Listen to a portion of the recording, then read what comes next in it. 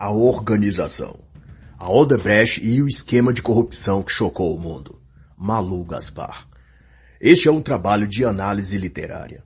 Não reproduz as opiniões ou pontos de vista da autora, e nem dispensa a leitura da obra no seu todo. Pode ainda conter ilações, comparações ou exemplificações para com a cultura política do dia ou eventos atuais. A autora é jornalista.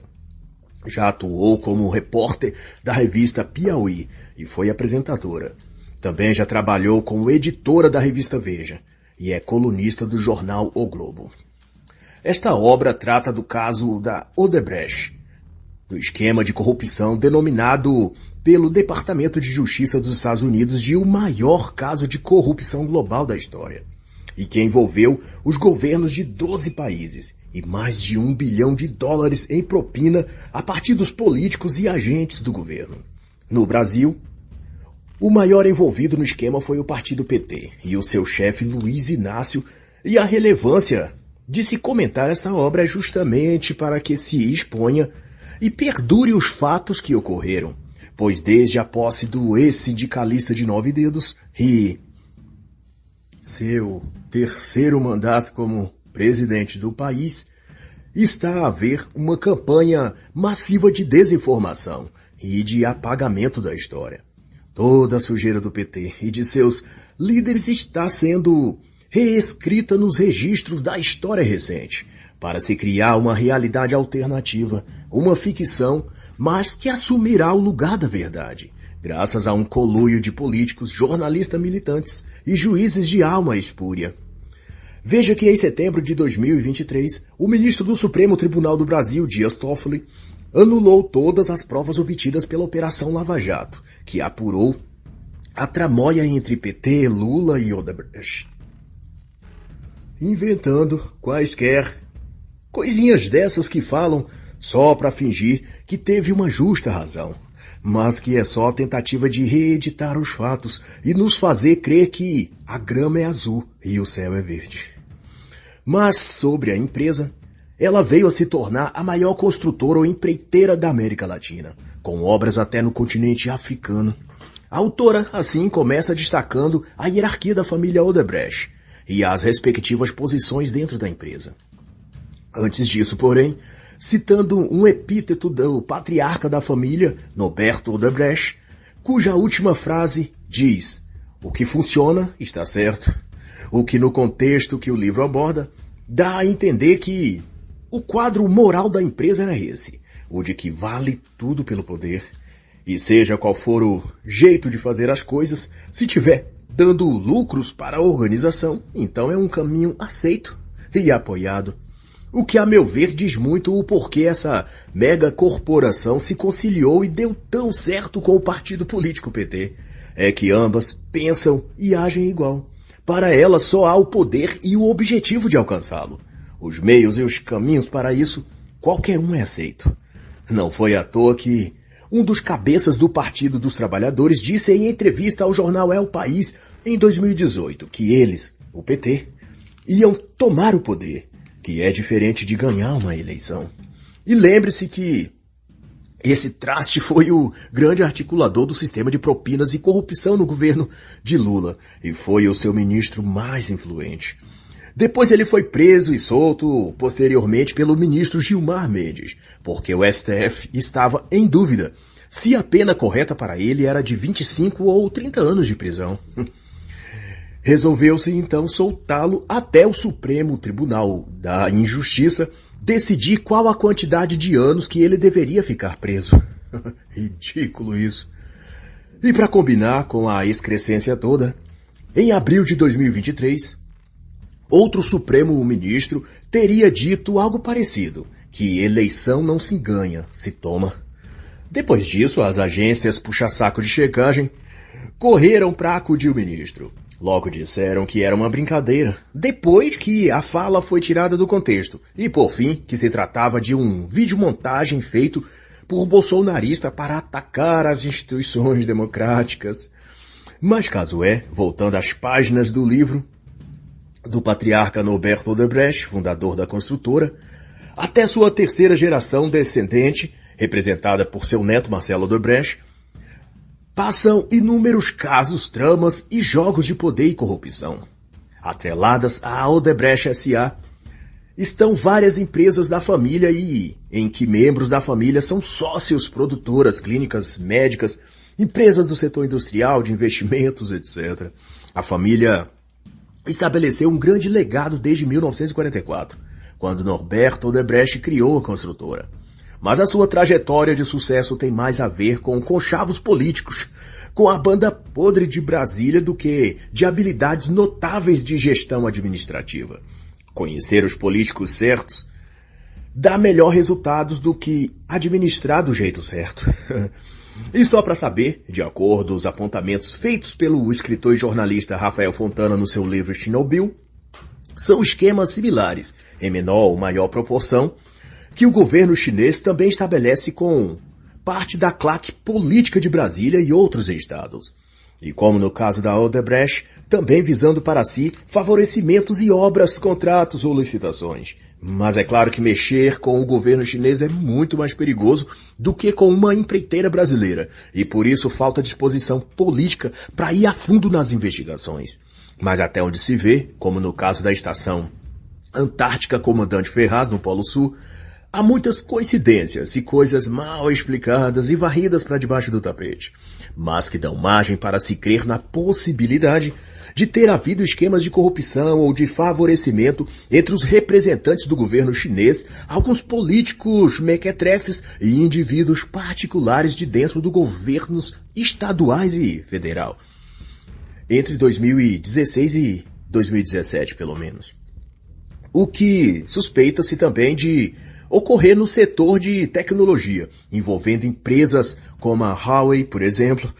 Nesses casos, são empresas chinesas ganhando espaço e poder no território ou negócios no Brasil, e aumentando a influência do próprio governo da China no país Brasil e América Latina. Mas esses são exemplos aleatórios. No concernente a casos concretos, provados e documentados de corrupção, nada ficou mais visível do que o caso mesmo envolvendo a Odebrecht e o governo petista. Viagens pagas pela construtora para Cuba, República Dominicana ou Estados Unidos para o então presidente Lula.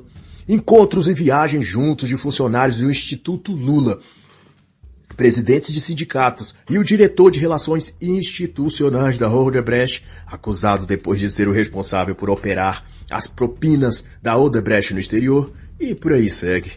Como registrado nos autos do inquérito da Lava Jato, foram provas sobradas.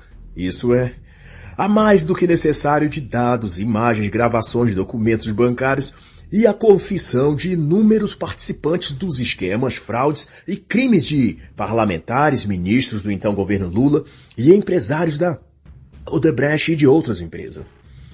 E no portfólio de corruptos e corruptores, a autora apresenta, dentre sócios, diretores executivos e até o maior nome da empresa na ocasião, Marcelo Odebrecht, o neto, pelo menos 26 nomes de gente da Odebrecht e de empresas satélites dela, que delataram esquemas de pagamento de propinas a políticos e toda a relação disso com Luiz Inácio da Silva e o PT. Da segunda geração, Emílio Odebrecht, filho de Norberto e o fundador. Da terceira geração, Marcelo Odebrecht, filho de Emílio e neto de Norberto. Todos delataram os esquemas. E para além deles, Alexandrino Alencar, diretor de desenvolvimento, Antônio Blando, superintendente, André Rebelo, diretor, Benedito Júnior, presidente de infraestrutura, César Rocha, gerente de engenharia, Cláudio Melo, diretor de relações institucionais, Fernando Reis, presidente do setor de operações internacionais, e uma dezena de outros.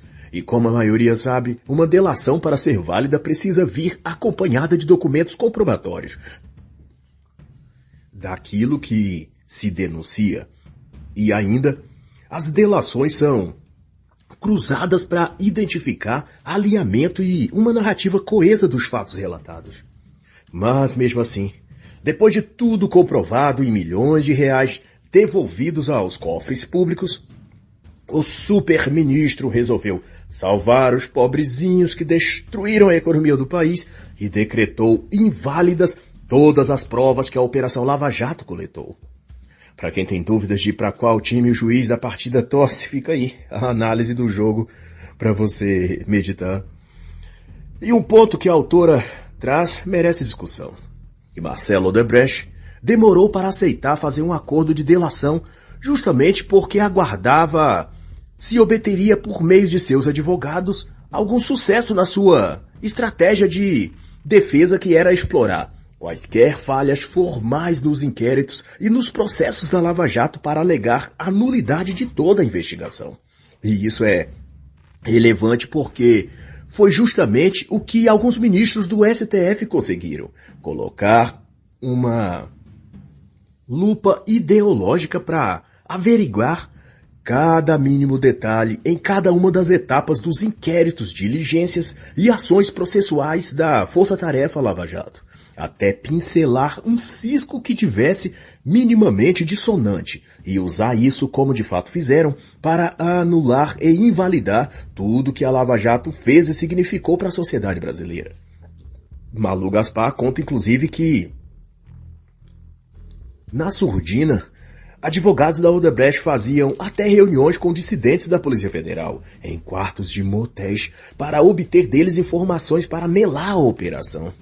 E a perseguição era implacável contra a Lava Jato e a favor dos corruptos. A então presidente Dilma Rousseff, conta ainda a autora, nomeou um ministro garantista para o Superior Tribunal de Justiça, com o intuito de salvar os principais nomes da Odebrecht e outras pessoas importantes do esquema. E por que era importante para o governo brasileiro livrar a cúpula da Odebrecht da cadeia? A resposta é que a Odebrecht possuía inúmeros negócios pela América Latina e era favorecida em muitos desses contratos milionários com os governos desses países. O BNDES, no Brasil, emprestava dinheiro público brasileiro para esses governos. Como o Equador, por exemplo. Esse país contratava e pagava, com esse dinheiro, a empresa Odebrecht. E em retribuição, a Odebrecht devolvia parte desse dinheiro em forma de contribuições para campanhas eleitorais de Caixa 2, em mesadas a parlamentares, em reformas ou compra de imóveis para políticos, etc. E essa situação era tão lucrativa ou confortável para todos os envolvidos que o próprio presidente do país na época, Luiz Inácio da Silva, tentou interferir a favor da Odebrecht e numa reunião de líderes na América Latina, em Manaus, juntou-se com Hugo Chávez, então presidente da Venezuela, para pressionar o presidente Rafael Correa do Equador, por causa da ação dele de expulsar a Odebrecht do seu país e ameaçar de não pagar os empréstimos de 243 milhões que o governo brasileiro tinha concedido através do BNDES. Lula, na época, chegou a dizer a Emílio Odebrecht que o presidente do Equador tinha lhe prometido retomar as negociações. E só para saber, o conflito entre o governo equatoriano e a Odebrecht tinha tido origem na tentativa de Rafael Correa de aumentar os valores que a Odebrecht lhe pagava, além de exigir que fosse em dinheiro vivo. Mas, para além disso, no caso brasileiro, pelo gasofilastro estatal, sob o comando do PT, passavam também as empresas Camargo Correia e a Andrade Gutierrez, dentre outras. Conchavos políticos e troca de favores era algo tão corriqueiro entre a gestão pública, as grandes construtoras, que o patriarca da Odebrecht costumava dizer que a Odebrecht só não participou da construção de Brasília porque não tinha apoio político. E depois que finalmente conseguiu tal apoio, por através do general Ernesto Geisel, no período de regime militar, a empresa não parou mais de crescer, conseguindo contratos que hoje chegariam ao valor de mais de 500 milhões de dólares. E assim foram prédios, como a sede da Petrobras no Rio de Janeiro com 26 andares, parte do aeroporto Galeão, a central nuclear Angra 1, até anos depois cair nas graças e nos braços do PT, já tendo antes passado pelo colo de outros políticos como a ACM na Bahia, para a qual o presidente da Odebrecht dava inclusive dinheiro para campanhas eleitorais e presenteava com Rolex e gravatas importadas, mas também deitou em braços de Fernando Collor e PC Farias e por aí vai. Parece que casamento entre políticos e grandes empresas para doar-lhes dinheiro era uma união estável de longa duração, mas aonde a cama era dividida com vários outros amantes, era um poliamor político-ideológico. E quanto a isso, a autora vai dizer que a Odebrecht não era a única a agir assim, Praticamente todas as grandes construtoras, laboratórios farmacêuticos, montadoras de automóveis, mineradoras, empresas de ônibus, eram várias delas amantes e concubinas dos políticos graúdos. E como uma meretriz exigente, as empresas se vendiam aos políticos, mas cobrava que eles fossem bem dotados para satisfazê-la, que era medido pelo tamanho da influência dele em contratos e licitações de obras públicas. Era uma orgia onde cafetões da política de Brasília e strippers da cúpula das grandes empresas participavam juntos da festa swing, onde rola troca de casais e ninguém é de ninguém. Desde que cada um pague e receba a propina que deseja. O exemplo desse coito entre políticos e empresários corruptos, a autora conta ao expor o desenrolado caso nos anos 2000 da Copene do Nordeste e a meta do grupo Odebrecht de se tornar a petroquímica referencial mundial e talvez até obter no futuro uma fusão com a própria Petrobras, como era o sonho de Emílio e Marcelo Odebrecht, pai e filho. No episódio em que a Odebrecht buscava arrematar as ações majoritárias da Copene, posta em leilão, a empresa paulistana Ultra pressionou seus conchavos políticos em Brasília para que atrapalhassem os planos estratégicos da Odebrecht. E surgiu até reportagens com matéria de capa na revista Veja, atacando a Odebrecht e os esquemas dela. Mas a própria Ultra também era uma meretriz com seus próprios cafetões políticos e também tinha seus encontros íntimos de propina com seus políticos de estimação. Mas se deu que, vendo a coisa querer desandar, Emílio Odebrecht acionou seus contatos políticos. Procurou Lula e, segundo o que se apurou, acordaram apoios e troca de vantagens no futuro governo petista. O encontro entre eles foi no Instituto Cidadania, em São Paulo, e participaram dela também Palocci, que mais tarde ganharia projeção nacional como ministro de governo Lula, e um dos pivôs dos esquemas de corrupção no partido do PT. Pouco depois, com o empurrãozinho de Lula, Odebrecht ganhou o certame de acordos que queria. E no final daquele ano, vatapás, acarajés, vinhos caros e mulheres deram o tom da festa de comemoração na Bahia, na fazenda da família Odebrecht. Era a celebração de uma nova era, onde amantes mais experientes e com um cartão de crédito mais expressivo passariam a frequentar sua cama. E a Odebrecht finalmente realizaria o sonho de se tornar uma garota de programa de luxo e de só ter clientes VIPs vindo diretamente do Congresso, do Senado ou até da Presidência da República. E nessa época, os lucros da Odebrecht, agora no ramo da petroquímica, chegaram a 9 bilhões de reais. Nesse período também, tendo ganhado a eleição, Lula se preparava para deitar nos lençóis que a Odebrecht forrava para as núpcias. Mas enquanto isso, o ainda presidente Fernando Henrique quis mais um afagozinho em nome dos bons tempos e contatou o Emílio Odebrecht dizendo que gostaria de um instituto com seu nome. E logo o mandatário da Odebrecht cuidou de doar 800 mil reais e reuniu um grupo de empresários para participar. O saldo total, ao fim das contas, era em torno de 7 milhões. E a comemoração foi num jantar no próprio Palácio da Alvorada, com direito a ravioli de aspargo e 11 granfinos de grandes empresas como Gerdau, a Siderúrgica Nacional e até o presidente do Bradesco. E no mesmo clima de festa, a Odebrecht, aquele ano, comemorou a chegada de Lula ao poder, dando um jantar aos executivos da empresa e seus familiares, com direito a um show particular de Ivete Sangalo num resort fechado para eles. E na ocasião, afirmou aos seus cúmplices que os ventos seriam ainda mais favoráveis a Odebrecht naquele próximo governo. E assim, 6 meses de posse do novo governo, e o chefe da Odebrecht junto com seus principais diretores eram recebidos por Lula na biblioteca do Palácio da Alvorada em Brasília para uma reunião. E lá estavam, além do presidente Lula, Dilma Rousseff, o presidente da Petrobras, o ex-senador petista José Eduardo Dutra e Antônio Palocci. E como esperado dos diretores da Odebrecht, Lula apitou em favor da Odebrecht, que se queixava que a Petrobras estava se intrometendo em seus negócios. Naquele embate estava em questão o contrato de fornecimento de nafta, uma das matérias-primas necessárias tanto à Petrobras quanto à petroquímica da Odebrecht. Tendo, pois, desenrolado esse laço, a coisa passou a fluir melhor, e a partir dali, Com a consultoria de José Dirceu, o homem forte do governo na Casa Civil, deu-se uma inovação no sistema de propina.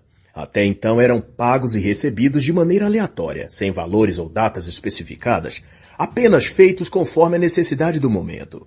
Mas então foi estabelecido todo um sofisticado cronograma, onde os pagamentos eram mensais, em datas fixas e valores percentuais definidos, via contratos que cada empresa conseguia para obras com o governo.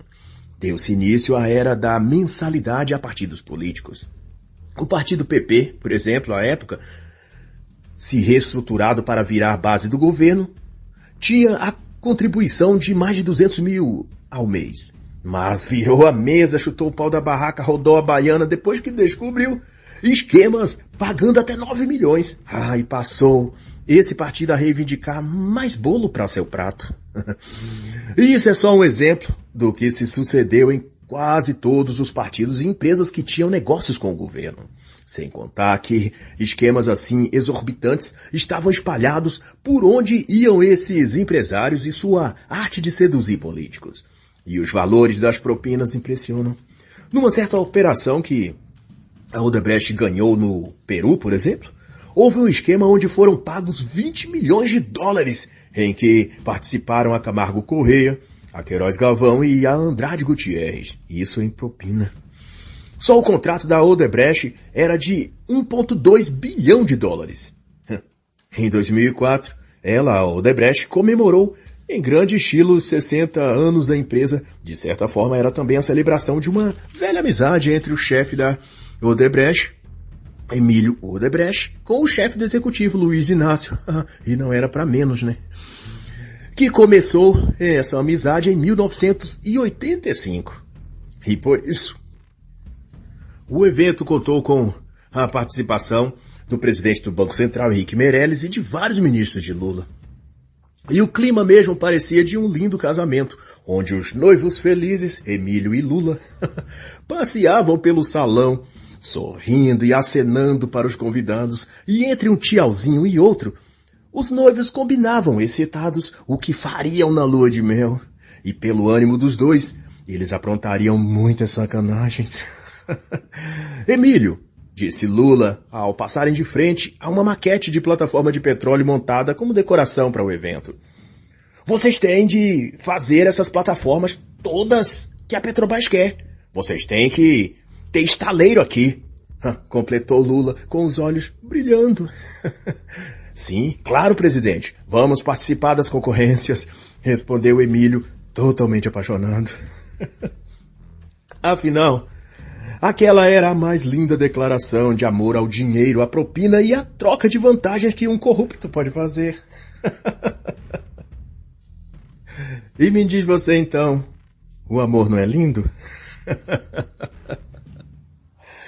E muito mais, a autora conta acerca de toda esse carrossel de emoções, mas que se resume ao enredo de corrupções, tramas, acordos, feitos e desfeitos, propinas e corrupção em geral, que acompanhamos pela TV e que desencadeou a Operação Lava Jato e a prisão e desfacelamento da própria Odebrecht. E tudo isso pode ser tanto lido no livro quanto acompanhado pelas reportagens da época. E assim, então está escrito. E ele vos responderá, apartai-vos de mim, vós todos os que praticais a iniquidade.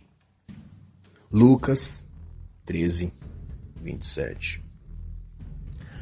E assim encerra a análise da obra A Organização, a Odebrecht e o esquema de corrupção que chocou o mundo, de Malu Gaspar.